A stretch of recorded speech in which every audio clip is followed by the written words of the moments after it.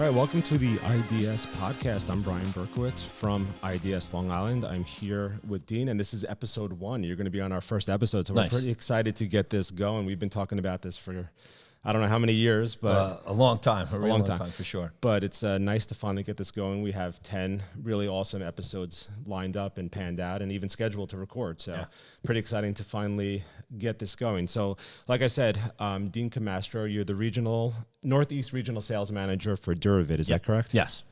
Okay. And what does that mean? Well, it basically means I cover a lot of territory for my company. So Duravit is a 207-year-old manufacturer of plumbing products. We support, obviously, the A&D community, and I cover basically Philadelphia to Maine, so the northeastern section of the United States for Duravit. Cool. And we are in the Duravit section at AF Supply. So we want to thank AF Supply for giving us this location today. If they're out in Hicksville. Yeah, AF has 11 locations throughout the tri-state area. They're one of the biggest customers for Duravit. So, we're here in one of their beautiful showrooms in Hicksville, Long Island. Yes, and that explains the toilets and the sinks around us. It's funny because wherever I go now, and I see a Duravit toilet, it always makes me think of you. I don't know if that's the best association. That's all right. It's right. It's okay. I'm known as the toilet guy now. Exactly. So like I'm in a commercial space shooting, whatever. I see a Duravit toilet. I'm like, oh, that's Dean's product. Yeah. Does Duravit do mostly commercial or is it a combination? Well, we do everything. Yeah. Okay. No, we'll do everything from residential, commercial, multi-unit residential, high-rise buildings, and you'll see us a lot in hospitality as well. Yeah, that's where I see the most is commercial type of stuff versus residential. Cool. So if anybody ever needs to get in touch with you about anything Duravit related, and now IDS related for that matter, just give a quick plug to how they can reach you. Yeah, sure. My email is dean.camastro@us.duravit.com. Okay, well, we'll put a thing in the show notes. Maybe we'll beep out your cell phone. This is going to be out there. Probably you're going to get some random spam numbers. Yeah, that's the last thing I need. Exactly. Cool. So you're also the current president of IDS, which is pretty exciting. When I joined IDS, I think I'm a member about 3 years ago, and were you the vice president then? I don't remember. I was the vice president. Joe was the president then, and quickly, I guess pretty soon after I joined, you became the president. Yeah. So it's been pretty exciting. And, you've been helping me spearhead this podcast. I did get it off the ground. So we're pretty excited. It's been a long time coming, like I said. So let's take a step back and let's talk about how you first got involved with IDS. Was it when you were at Duravit or a previous company? No, actually it was quite some time ago. So I was fortunately the very first vendor member, right? So IDS has two types of memberships. We have vendor members, people like myself who work for a manufacturer of any sort, and then our designer members. Or a photographer, exactly.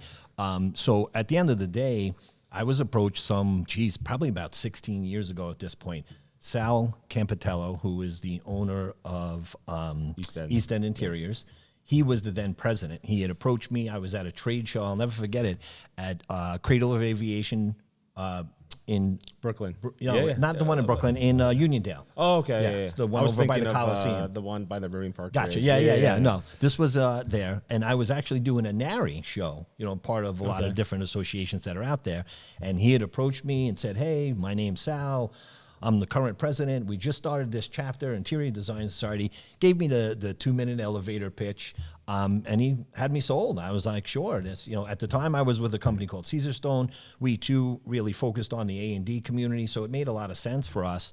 And I haven't looked back from there. So I was one of the original vendor members of the initial chapter, and then throughout that.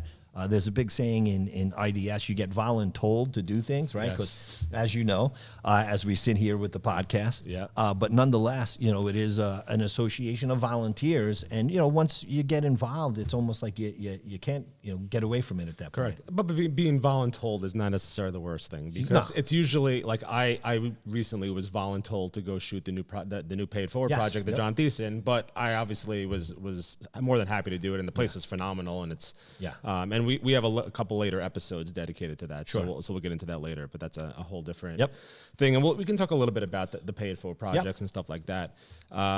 So you got involved 16 years ago. So how has IDS changed in the 16 years? 16 years is a long time. I'm only in 3 or 4 years. Sure. Well, the association overall, obviously we grew dramatically.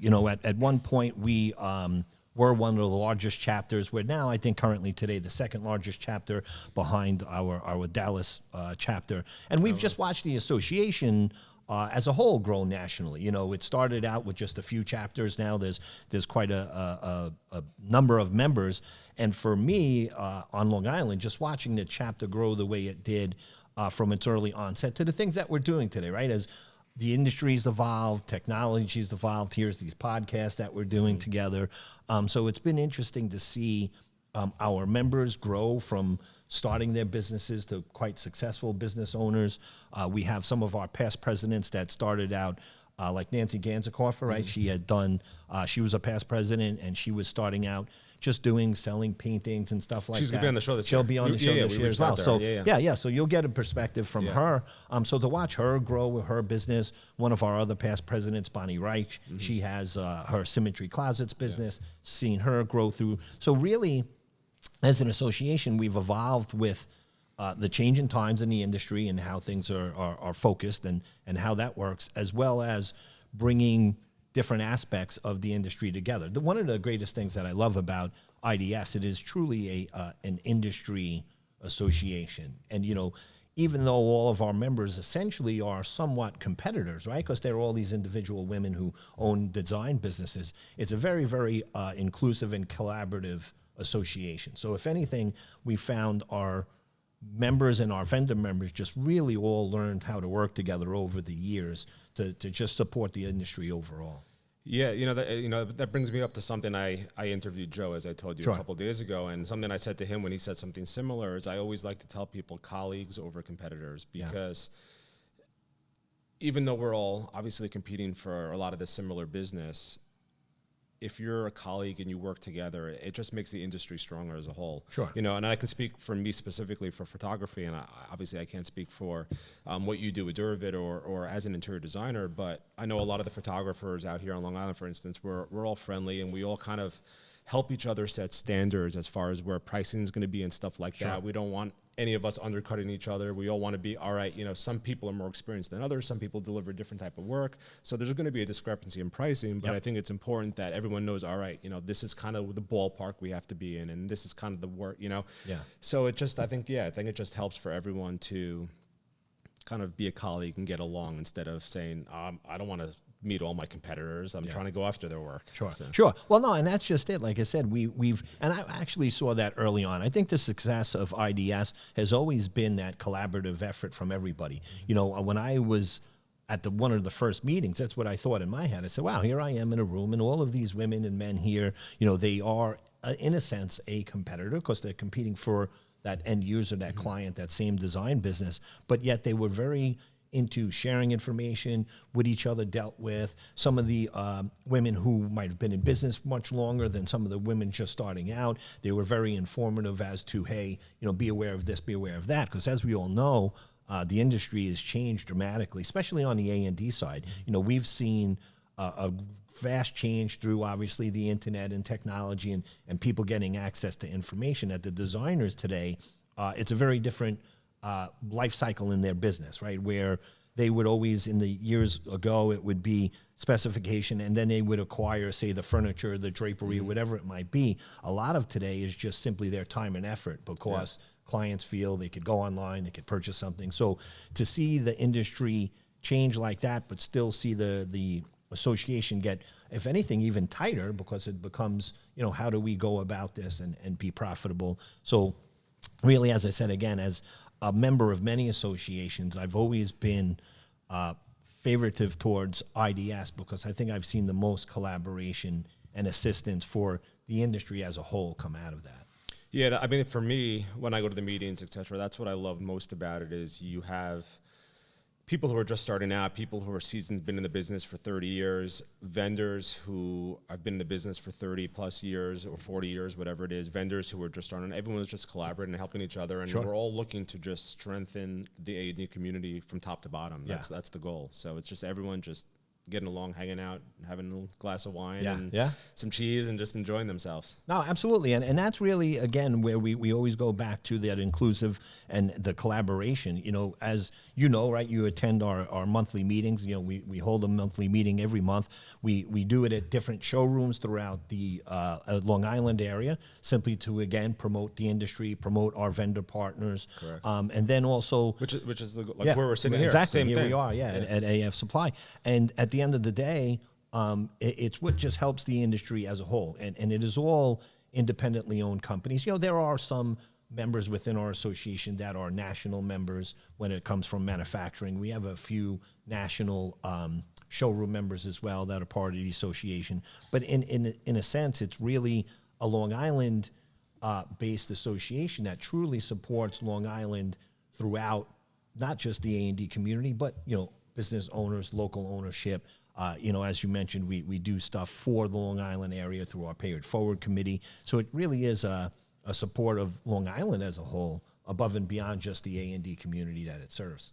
Sure. So you just mentioned the Pay It Forward, and I want to talk about some, I mean, maybe you can call it programming, but Sure. some of the programming and events that IDS does, because I think this episode, besides being the inaugural episode, I think it's important for people who are not so familiar, especially out here on Long Island, to understand what IDS does and how it can benefit for them. Sure. And we'll talk about all the different stuff that we do throughout the year, but you mentioned Pay It Forward, so let's talk about that. And I know I got involved recently in my first Pay It Forward project, but you do a bunch of Pay It Forwards. You do the CAN project. You do a bunch of different stuff. Sure. So let's talk about what a Pay It Forward project is. Gotcha.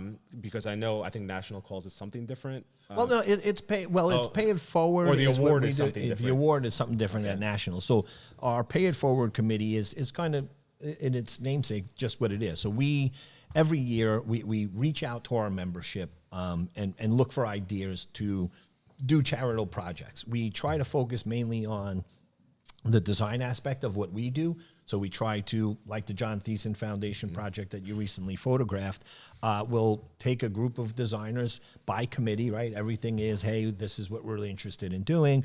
During one of our meetings, we'll ask for people to become part of the committee. The committee gets formed, and they go out and they take on these tasks. What we do as an association is just kind of oversee things with the members. Obviously, we connect vendor members with the designers for support of needed of product. Like, again, John Thiessen Foundation, Benjamin Moore, and donated the paint. Then we have the designers donating their time. People like Joe donating product and time as well. And then, you know, we're able to help an association like John Thiessen Foundation, amongst a bevy of others, to, you know, support their needs. You know, again, they're an incredible Long Island-based, you know, I guess you could say, for lack of a better term, what's the word I'm looking for, as far as John Thiessen, as far as what they do, the support of, you know, sick children and everything like that. And we're going to have him on the show, actually, coming up. Okay, to great. talk about the foundation and the work that IDS did. So he'll be able to explain more of what John Thiessen does overall. So we take on those type of projects. Construction, as you just mentioned, that's another one that we do. That is a part of the PIF committee, and that is a design-oriented an event that happens in October. We do it with a group of interior design students. It's every year. We're doing this 10 years running, and we design a structure made out of cans, and those cans are then donated. So it's all non-perishable. It doesn't have to be cans. It could be bags of food, as long as it's non-perishable. And then they're voted on. So it's teams, probably usually about anywhere from 8 to 10 architectural firms and structural engineering firms participate in this, and then they take all of that food and it gets donated to the 3 big local food banks on Long Island. I know one of them's Long Island Cares. So at the end of the day, that's another event that we've been involved in for the past 10 years, and it's design focused. So what we really always strive for with our PIF committee or our Pay It Forward committee types of projects is something that's helpful to the community, and then also serves also the design sense of it. You know, so the designers could come in and paint and hang up new drapery, or design structures with cans and donate the food, amongst others. I mean, one year, Jesus, back almost 5-6 years already, you know, we built a house and we donated it to a veteran. I mean, that was one of my most heartfelt projects, because this was a gentleman that had served in the military, had real bad PTSD, and through the Fairway Foundation, who does a lot of help with veterans, we were able to redesign, build a house, brand new kitchens, bathrooms, you name it. And at that point, we probably had 70 or 80 different companies involved, probably 25 to 30 designers. It was nearly a year and a half of actually building it out and getting it done. So, I mean, that's, of course, on a very vast level as far as the Pay It Forward Committee goes. But it's those type of things that we do throughout the year. We even have one coming up in a couple months called Plumbing for a Pause. This is another interesting PIF committee thing that we do.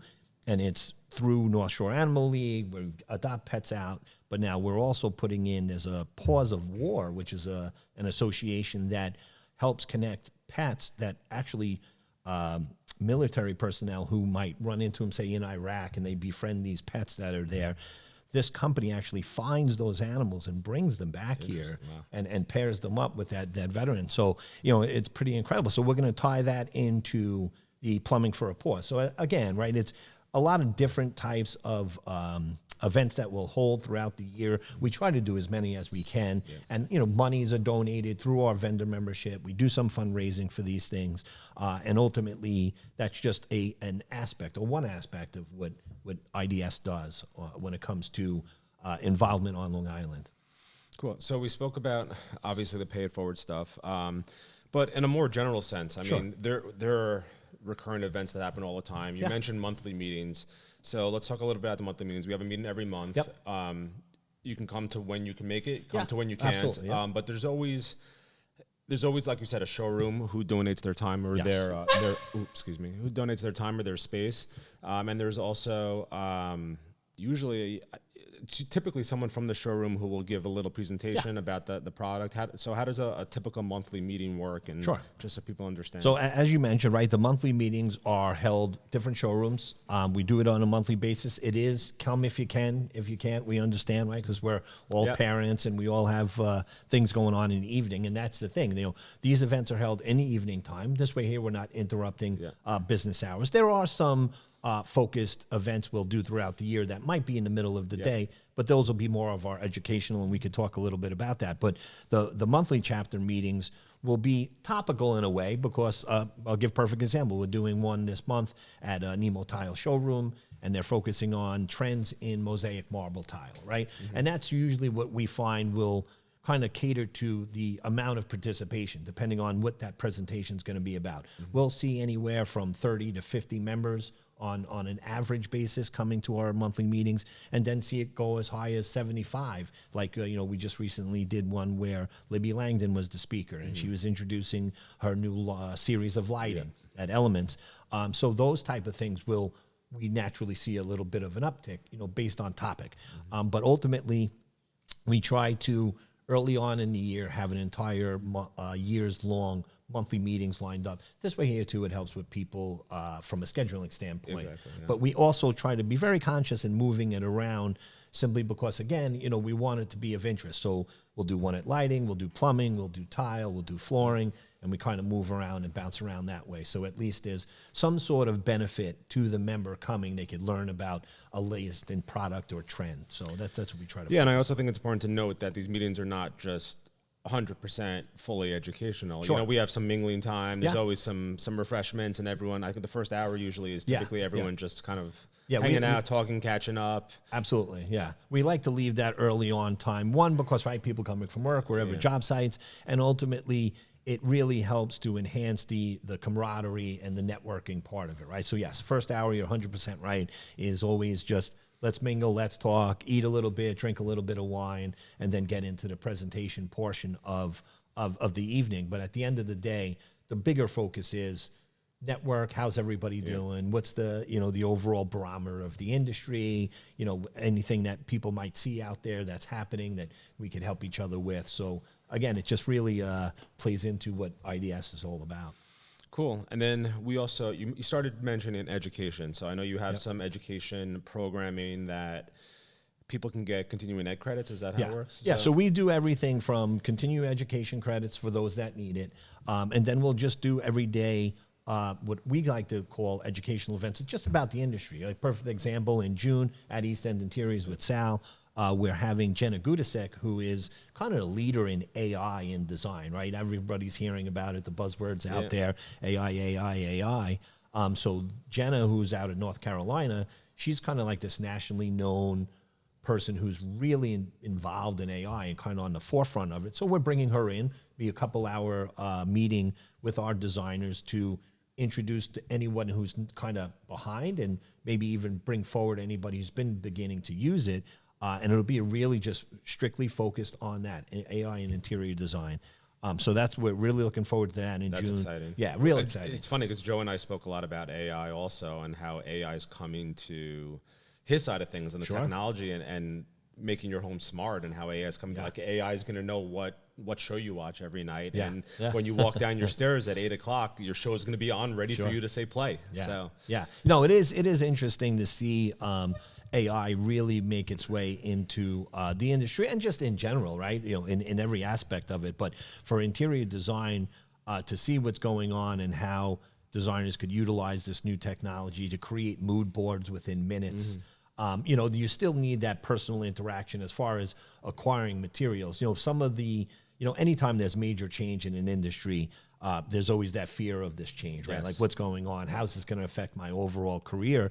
And I think those who adopt it early enough will see that it just helps them to, really forward their career. Because at the end of the day, yes, this thing can create a picture or create a mood board or maybe an area that a person's trying to design, but that there needs to be the knowledge of where do I go to get this stuff and how to acquire it and how to really set it up in the space. So, I think we're going to see this, for a long, long time. No, for sure. And I don't think it's going to affect any overall thing other than just really making design that much easier today. Yeah, and it's a whole different topic for another day. But now that you brought it up, I think you're right. Adapting new technology early is key to a lot of our businesses' successes. And I'm going to speak just for myself personally because that's what I can speak for here. If I go back 25 years when digital was coming from film, it's those early adopters that bought those first digital cameras that are still around shooting today, and it's those people that refused, and 5-10 years later they were like. They were 10 years behind technology and everyone, and they had nowhere to go. Yeah, no, absolutely. So. And again, it's back to what IDS is all about, is we try to, see and check the pulse of the industry, everything from, intelligence down to the latest in furniture and samples and whatever it might be, and really try to get that in front of our members as quickly as we possibly can. So at the end of the day, again, IDS is just always about how do we support the industry? So the educational events will be stuff like that. And then we're doing another one in the fall, a little bit that is about, shooting. So like, a perfect example. So our designers might not always have the time to reach out to you, hire you, get you back into the house. So we have a woman coming in, helping them to shoot on their cell phone, just to get a better picture. If you don't have the time to hire a photographer, get them back to the house, I'm sure it's a process, right? You got to get the homeowner's approval, timing, it's all a that process. stuff. Yeah. So this is, again, another piece to say, hey, here's how we can help to support you. Here's this woman who's on the forefront of being able to use your phone. And again, it's just another aspect of what we try to do is just help the membership in any way we can. No, that's great because like you said, getting back into a homeowner's home. And, it's funny because most of my clients now actually, based on their experience hiring a photographer, and they now write that into their contract. Gotcha. Actually, that's great. Is that they're gonna, once the project is done, they're gonna allow a photographer in for a half a day or a day to photograph it. But nevertheless, yes, even if it's not for finished products, but it's for progress photos or stuff like that, you want to put out better looking content. Yeah, people can tell when it's shot with a cell phone versus shot with a cell phone professionally. Well, I don't want to say professionally, but when someone knows what they're supposed to be doing versus just pick up your phone and snap and it looks like garbage. Yeah. And again, and that's where we've seen technology change. Obviously, we all know social media plays a major part in marketing, especially for people who are sole business owners. So at the end of the day, again, right, we sit down as a group, as a committee, myself, I'm the president. We have a executive committee. There's 5 of us on that. There's a vice president, a treasurer, somebody who takes notes for us every month. And at the end of the day, as a group, we sit down and we have our quarterly meetings and we say, okay, what's new? What could we do? What have we haven't done? and it's nice because it's a collaboration. People like Joe, right? He's our past president. But then we have Marie Byrne, who is also a designer and a teacher. We have Barbara Sapala, who is a designer herself.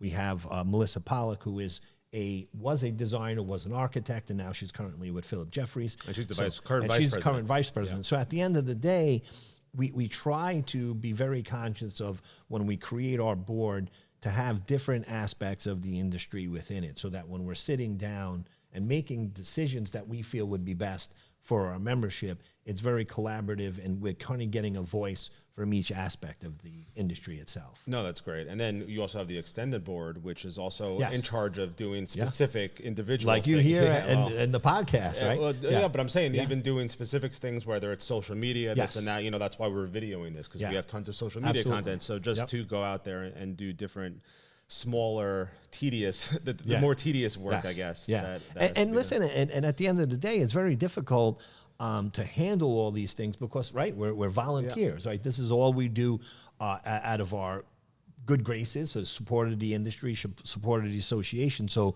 we've always struggled in finding someone who could focus on our social media side of what we do, because here's everybody with all these jobs and these careers, and how do you find the right time? I think we have a great person now in Joe's son, Joe. Yeah. He's a young guy, and he gets it. He understands social media, I think, very well. So all the extended committees that will, like Lisa and Dee, who handle our educational committee, where it's what events can we put together. Dee's part of our Pay It Forward. We have Joe, we have yourself.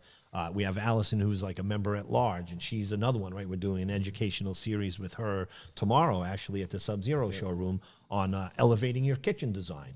And then we have someone coming in from Hayfler to talk about lighting a kitchen. So again, we're constantly trying to evolve, keep our members involved in the industry, and provide them with, the latest tools and information that we possibly can. All right, let's shift over to the Swatched event, which is an event that, unless I'm mistaken, we started here on Long Island, and now it's kind of branched out nationally.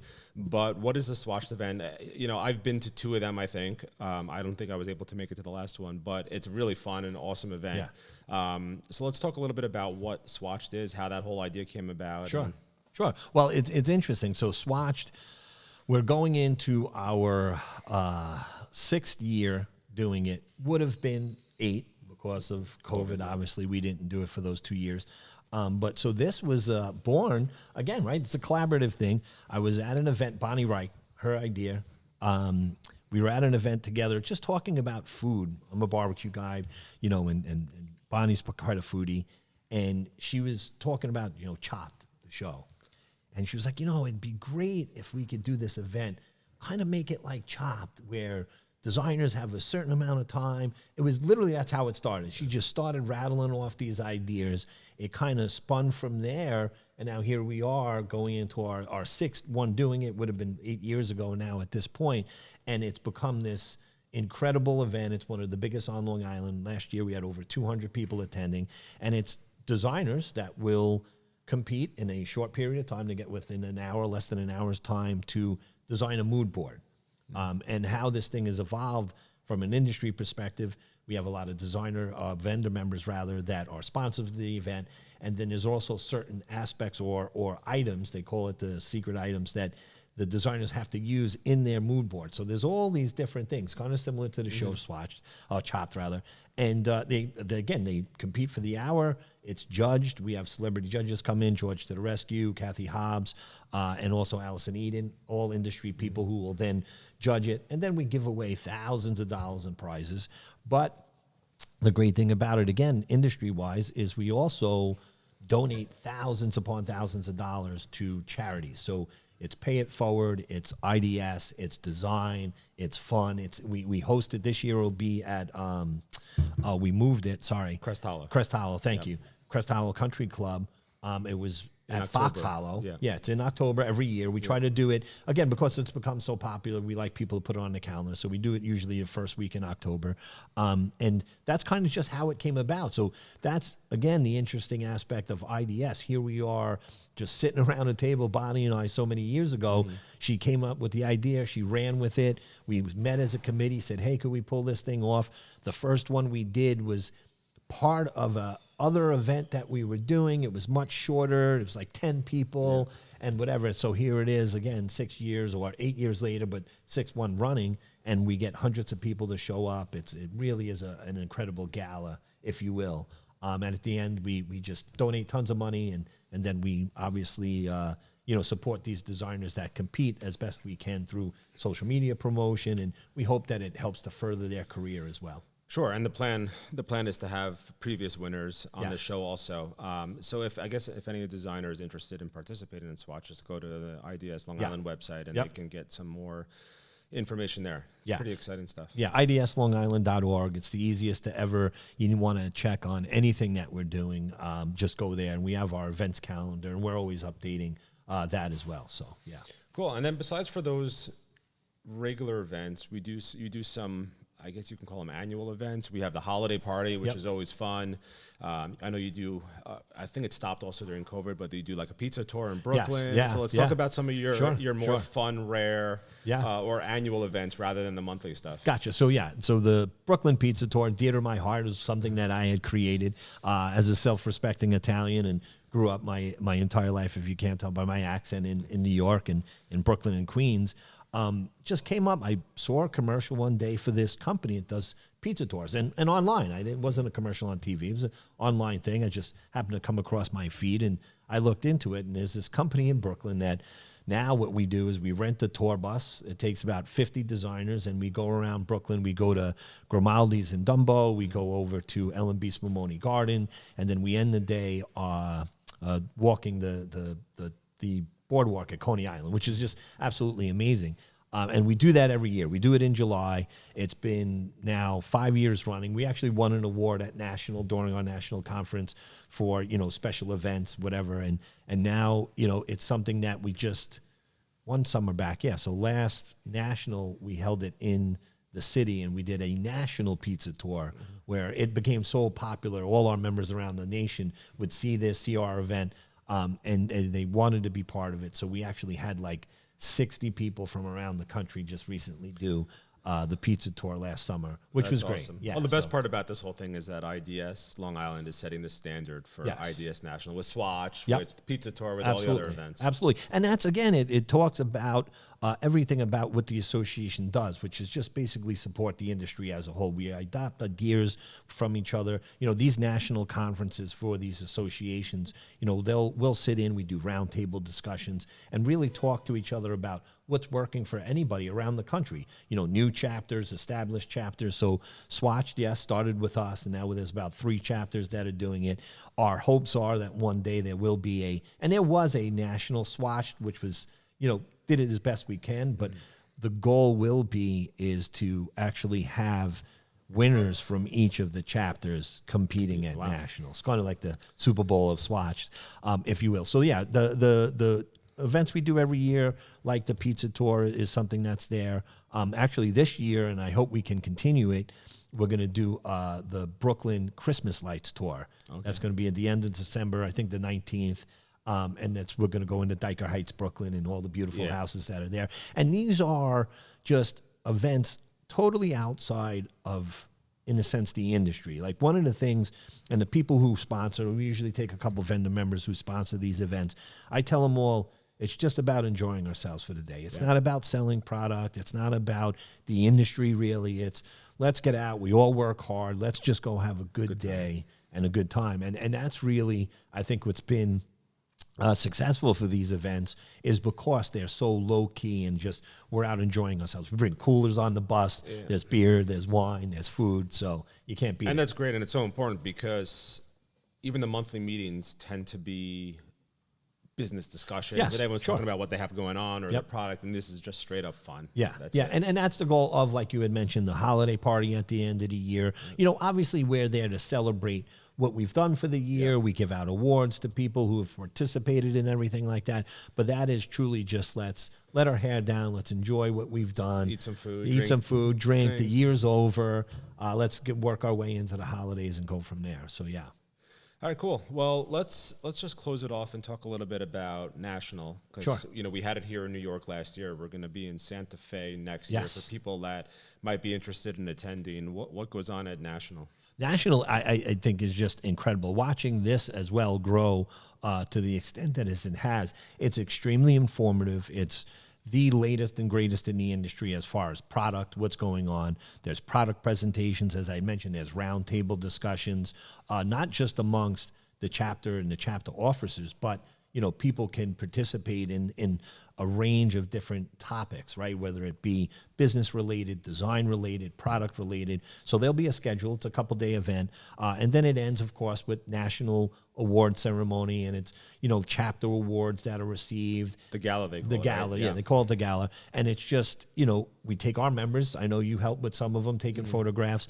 They submit their projects. It's usually about a 2-year look back. And then we'll have our members submit for awards. And, listen, to be and win a national award, a design award, it's something that they could use in their resume, so to speak, or on their website or through their social media promotion to help their business. But nationals, it's like 3 days long. It moves around. Like you said, it was in New York last year, Santa Fe, New Mexico this year. The most fun I've ever had was in Savannah, Georgia. I mean, that's one thing I could say in getting involved in the industry or in the association as well. Going to these things is just incredibly fun. You build relationships like no other. And, when we went, we had Savannah, Georgia. It was like 10 of us from the chapter. The executive members get to go as part of being an executive member. So some of the benefits of it. But, our members could then come at reduced cost. So we had a good 7 members come just all on their own dime. They had to cover their costs. But the relationships that they built at National with national vendor members or other vendor members or other vendors or members rather from the design community that might be in a different state, but they've been doing it for so long and they just get to hear someone's voice that's very different from the local area. So national is extremely important. It's grown over the years, but it really is a 3-day intuitive program on everything and anything design. Cool. So in case anyone is interested, obviously idslongisland.org is the place to go. And you know what? Membership is not even that expensive. No, it's like, for the amount you pay today. It's made back in spades, in my opinion. Look, at the end of the day, you say it's $400 or $500 fee. You run into one vendor member and build a relationship, and you're getting these additional discounts as an IDS member, or you're run into somebody like yourself, that's a member and members helping members. It gets paid back very, very, very quickly in just the discount through vendor member portion of it, as well as just finding people in the industry that help you earn money and grow your business. And just the networking, just being able to put all like-minded people in one room together once a month is just, it's just phenomenal. And then obviously once a year in national, I just came back in early March, a month ago. I was in Nashville for an architecture and interior design photography conference, and there was 100 of us, and I was on the committee for that too. And just to put, 100 people that do what you do in the same room. Absolutely. From all over the world to just talk shop for 2 days, 3 days, just phenomenal. Yeah. And that in itself, like you said, at the end of the day, just the national part of it, then throw in the educational parts, what's the latest and newest, throw in the monthly, chapter meetings, and then above and beyond the Pay It Forward committee, you're building relationships, you're meeting people. And look, I always say this for anybody, both our design members and our vendor members. You get out what you put in, right? So you can't sign up, never come to a meeting, never meet anybody, and expect to get anything out of the association. I mean, I think that's true in life in general, not even specifically IDS. But I think what happens is some people that come in, they'll join an association and just assume, okay, I'm going to pay a couple $100 and I'm just going to get something out of it.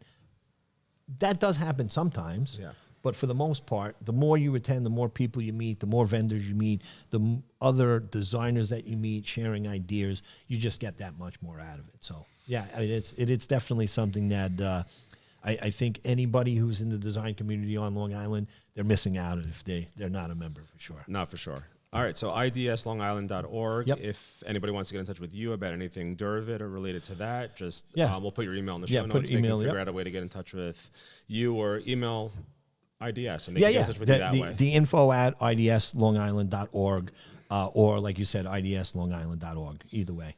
Cool. And we want to thank once again AF Supply for giving us this location. Yep, this absolutely. Duravit location. Looks beautiful around us. Big, beautiful showroom here in Hicksville. If you need plumbing products, excuse me, definitely come down and see April or one of the ladies here. All right, cool. So thanks a lot for coming on, Dean. I'm excited that we Appreciate finally it. got this off the ground. Yeah, And, here we are, finally. That's it, after all these years. All right, we'll have a couple new episodes coming out. Hopefully the plan is once a week for the next several weeks to release about 10 episodes for the first season. So tune back in next week. We should have another release for you. Yeah, looking forward to it. Thanks. All right, take care.